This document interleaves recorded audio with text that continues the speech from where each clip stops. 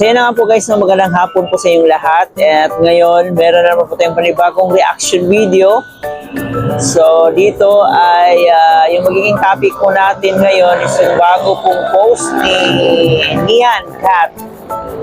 Grabe talaga itong si Nian. Noon pa man ay bashers na talaga po siya ng Jomcar. Kaya minsan napaisip tayo, napatanong tayo kung sino nga ba itong si Nian. Baka dati ay jowa ito ni Kalingap Jomar, no? Malay natin. Or baka dati ay isa ito sa nagkagusto kay Carla. Marami tayong katanungan kung sino nga ba itong si Nian kasi sobrang galit na galit po siya dito sa Jomcar. And galit na galit siya kay Carla, no? So, maaaring ding itong si Nian ay isa sa mga relatives ni Kalingap Jomar o relatives ni Carla na naiinggit dahil po dito sa success ng Jomcar ngayon. So, possible po na yung si Nian na yan ay kilalang kilala po ito ng Jomcar. Pero nagtatago nga lang sa dami account. And ngayon nga po, meron na naman po sa panibagong issue na pinost sa kanyang Facebook kung saan nga po sinabi niya dito bakit daw hindi nag-inform si Carla sa kanyang mga sponsors na nag-drop out na pala ito at bakit si Kalingap David pa yung magsabi na yun ay drop out na pala si Carla. So atin pa yung pag-uusapan mamaya, pero bago tayo magpatuloy, please don't forget to subscribe sa ating channel, paki-like and share ang ating video, at paki-turn notification bell para laging updated every time na mag-a-upload po tayo. At ating ring suportahan ng ating ama ng Kalingap na si Kuya Bal Santos Matubang at Edno Vlog in Kalingap Rap. Suportahan po natin ng mga keyboys, Kalingap partners, mga charity vloggers sa Pilipinas na tumutulong sa ating mga kababayang mahirap po nating kalimutan. Siyempre, yung mga kasama nating Kalingap reactors. So ngayon guys, gusto ko lang ipaalam sa inyo na nandito po tayo ngayon sa labas. Ayan. So dito po tayo maggawa ng reaction video dahil galit na galit tayo dito kay Ate Nian. Hindi natin alam kung Ate Nian ba to or Nanay Nian. So noon pa man ay sinupalpal na ito ni Kalingap Jomar, no, sa labis na pangingialam dito sa Jomcar. At minsan ay pumapasok pa sa live, no, nang babasto sa live, kung ano-ano yung mga sinasabi. So, marami nang ginawa talaga itong Nian na to. Marami na talagang beses na pinahiya niya yung Jomcar, kung ano yung pinapakalat niyang fake news. And yun nga po, yung bago nating nakita na meron po siyang post about po doon sa pag-aaral daw ni Carla. No, bakit hindi daw sinabi ni Carla sa mga sponsors niya na tumigil na pala itong si Carla. Sayang daw yung gastos ng sponsors, yung sponsors daw nagbigay ng pang-grocery, pang-tuition, apartment. So lahat po sinasabi niya doon, no, na para bang siya yung may siya yung gumastos. Galit na galit siya kay Carla na hindi daw nagsabi sa sponsors. Ang laki daw ng nagastos ng sponsors. Wala, para daw si Carla walang pakialam sa mga sponsors, no, na para bang siya yung gumastos, no. Parang siya pa yung galit na galit dito sa nangyari kay Carla. Unang-una kung meron mang dapat magalit dito is yung sponsors kasi sila yung nagbabayad eh.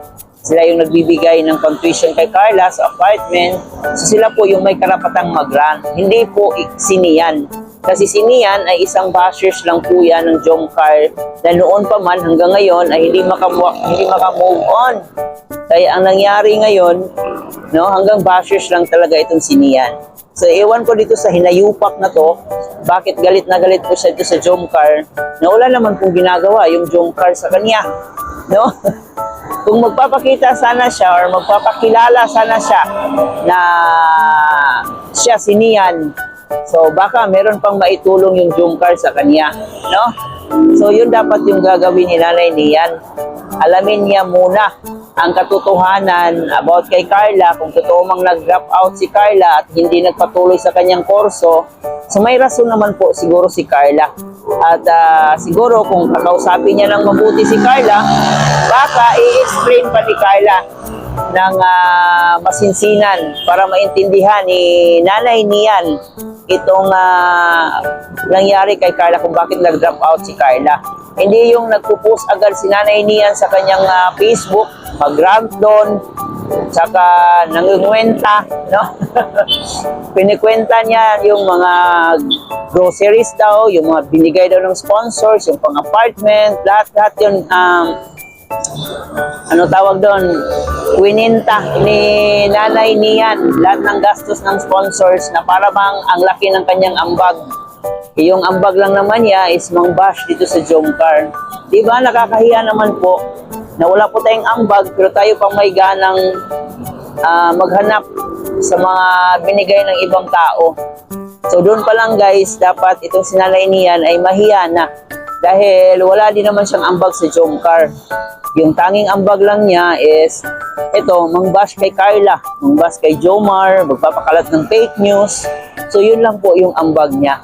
Kung siguro man ay kilalang kilala niya yung Jomcar, so dapat magpakilala siya para ma-recognize natin na ay may ambag pala si Nanay Nian, no? So dapat magpakilala siya sa madlang people. Baka kasi isa ito sa mga sponsors talaga, no? Kaya nagra-run siya ng ganyan.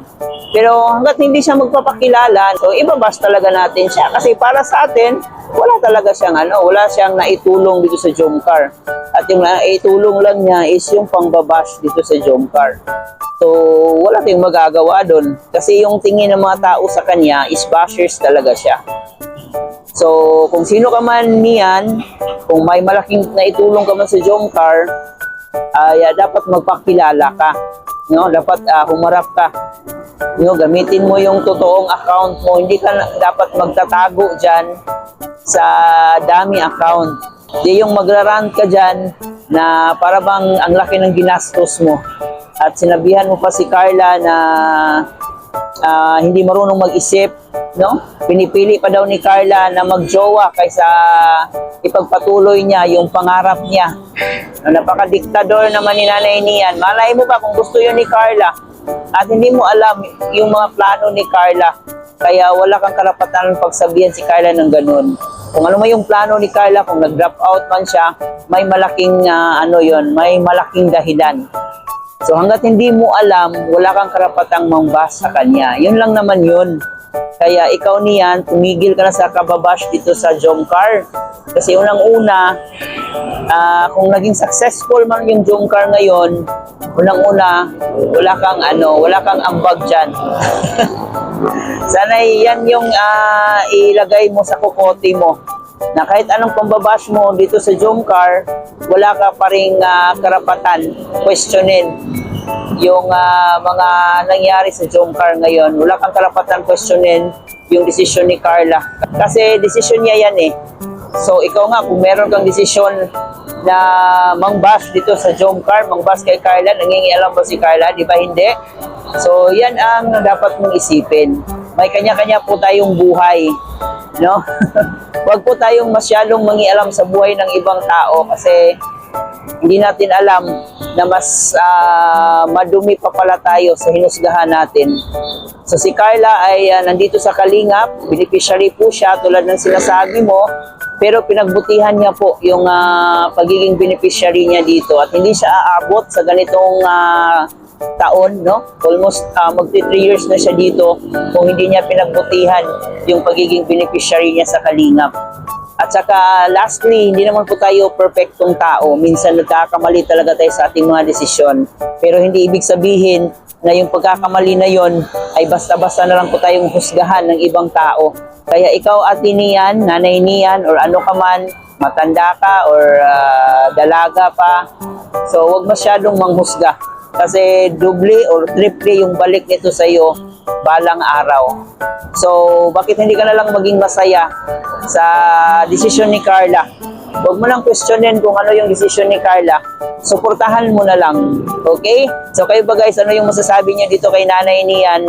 Kasi tayo parang galit na galit talaga tayo dito kay Nanay Nian eh. Kung sa akin lang, kung ako si Papa Joms, parang napiktusan ko na itong si Nian. So i-comment niyo po dyan sa ating comment section kung ano pa yung mga opinion niyo patungkol dito kay Ate Nian, Nanay Nian na to, na sobrang inggit na inggit po sa Jomcar. So maraming salamat guys sa inyong pagsama. Huwag kalimutan mag-like and share and paki-subscribe na rin po ang ating channel. Ito po yung host sa si Chloe TV guys. Maraming pong salamat.